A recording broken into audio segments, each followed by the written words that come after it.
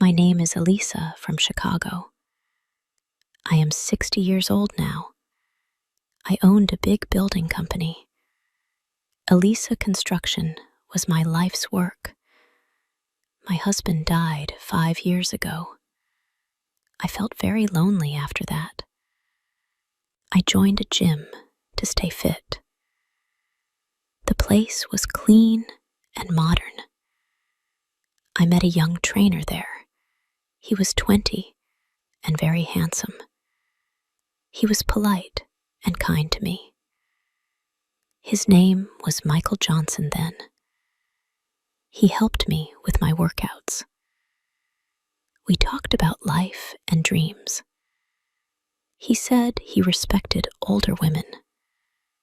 Age was just a number, really. I felt happy when we talked. He made me laugh every day.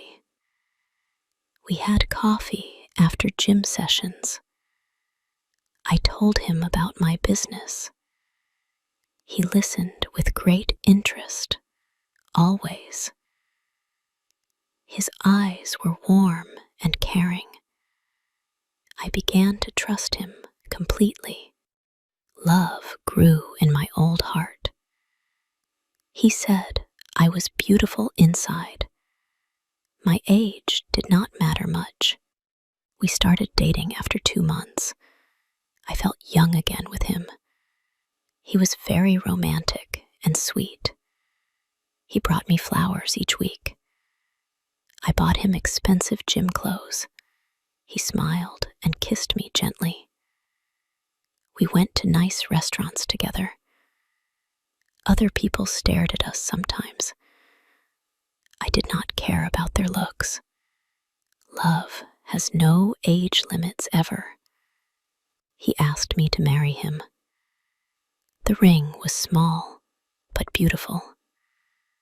I said yes, without any doubt. We planned a quiet church wedding.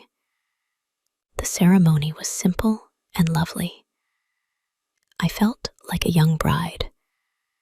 We moved into my big house. It felt warm with him there. I added his name to accounts.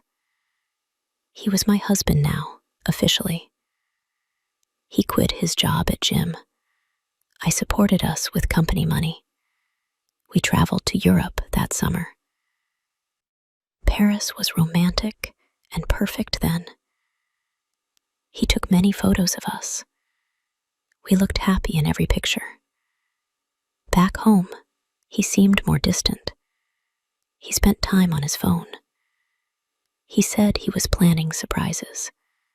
I believed every word he said. I worked hard at the company. Business was good that whole year, but money was disappearing from accounts. I could not understand why. He said the bank made mistakes. I trusted him and did nothing. More money went missing each month. I started asking tough questions then. He got angry when I asked. He said I did not trust. I checked the bank records carefully. Large amounts were withdrawn regularly by him. I found a second apartment lease. He had rented it secretly somewhere. My heart broke when I understood. He was stealing from me daily. I followed him one cold evening. He went to the secret apartment.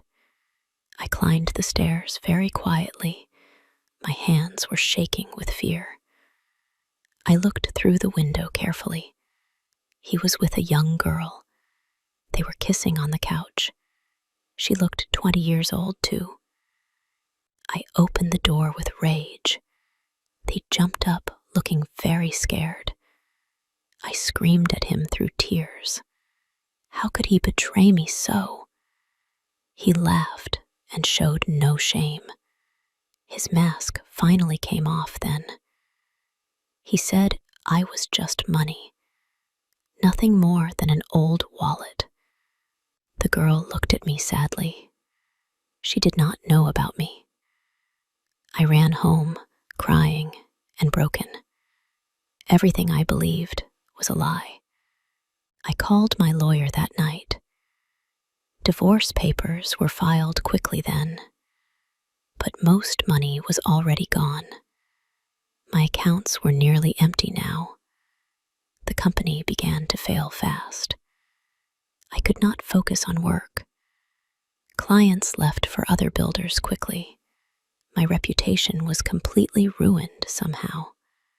He had told people bad things. My business partners stopped calling me.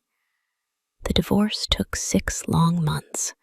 I lost almost everything I owned. He disappeared with the young girl. They moved to another state together. My house was sold for debts. I moved to a tiny apartment. The company went bankrupt that winter. 20 years of work was gone. I had no family left. Friends had moved away long ago. Christmas came cold and lonely that year. I sat alone, watching snow. I looked at our wedding photo. His smile seemed fake now clearly. The gym membership had expired too. I could not afford it anymore. Winter in Chicago was very harsh. My heating bill was too high. I wore coats inside the apartment.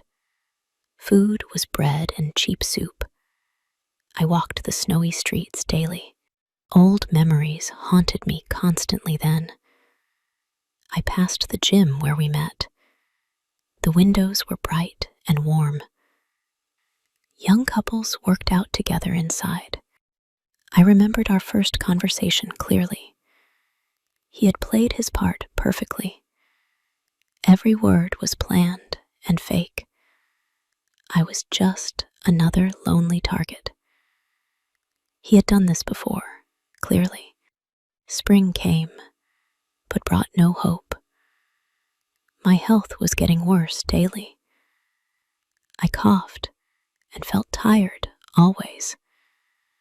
The doctor said stress was killing. I had no money for medicine.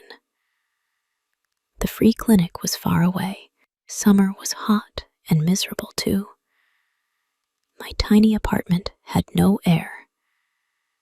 I sat by the window watching. Young couples walked by holding hands. I wondered if they were real. Or was love always just pretending? My photo album told the story. From rich woman to broken fool. He had taken my money completely, but stealing my heart hurt more. I threw away his pictures finally. They were lies, printed on paper. Fall brought cold winds back again. I prepared for another hard winter. My company building was torn down. A new mall was built there.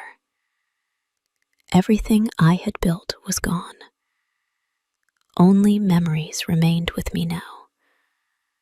I wrote letters to warn women. Young men can be very dangerous, but nobody listened to old ladies.